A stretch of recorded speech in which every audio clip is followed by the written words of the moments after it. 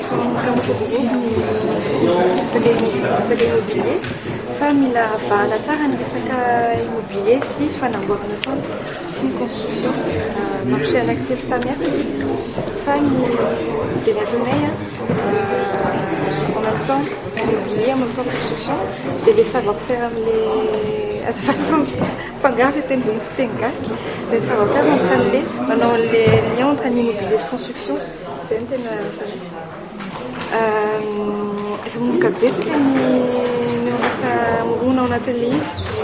efa manomboka betsaka koa ny offre en terme na resaka prix sy resaka karazana trano dia efa manomboka tsara aloha zany ho an'ny Madagasikara satria taloha ny resaka na ny resaka luxe ihany no tena misy na ny resaka tena hoe trano tena mora be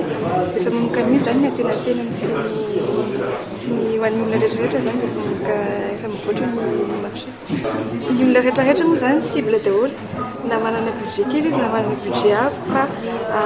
atao arakaraka le budget sy le projet le olona foana le izy. Dia marcha voalohany aloha ny manantona anay dia mila mipetraka tsara mihitsy dia resaka hoe inona ny antony anaovana an'ilay trano fa indraindray manko misy olona na anaovana an'ilay azo manofa-trano be le izy sa tena hipetrahana sa ho an'olona hafa hipetrahana ho an'ilay aman-dreniny sa ho anazy dia arakaraka izay projet an'izay no ampiany izy hoe mila mividy tany ve izy sa mila mividy trano sa mila mandeha lotissement sa mila mividy appartement dia arakaraka ilay projet an'ilay olona foana le izy donc arakaraka ilay cible dia ilay cible rehetrarehetra afaka hivirana daholo. Hoe oharina ve ny Madagasikara firenena sasany mieritreritra hoe miroboky foana ny resaka immobilier ninona tanàna misy anao fa misy mahasamihafa fotsiny aty Madagasikara sy ny any andafy dia le zay resantsika teo le hoe le rendement locatif dikan'izany hoe le investissement anao zany vetivety kokoa ianao dia mahazo tombony fa aty Madagasikara toy izay any andafy no izay no nanomboana ny ivana trano any ho an'ny daholobe any Manandrina misy anazy 3 hectares le izy misy trano anaky 580 izay no nanomboany anazy fa tsy mijanona tamin'iny ihany izay dia le produit anay zany lasa misy karazany maromaro misy ho an'ny daholobe misy ho an'ny olona izay manana budget betsabetsaka kokoa fa ny olona rehetrarehetra makady trano amin'ny ivana.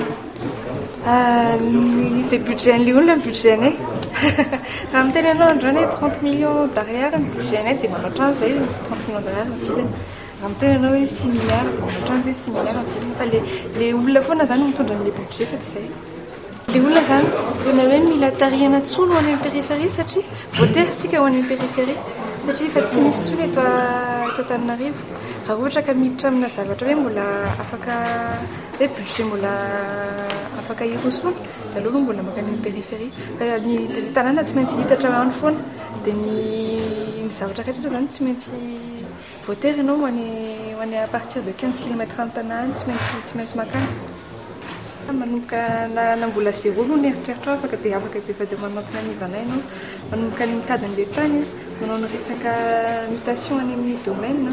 manao ny signature any amin'ny notaire manao ny permis de construire manao an'ilay trano milivrer an'ilay trano rehefa vita an'ilay trano dia ny aorianany iny koa ilay hoe mpanofa an'ilay trano dia mitady mpanofa trano dia client-na ataonay daholo zany.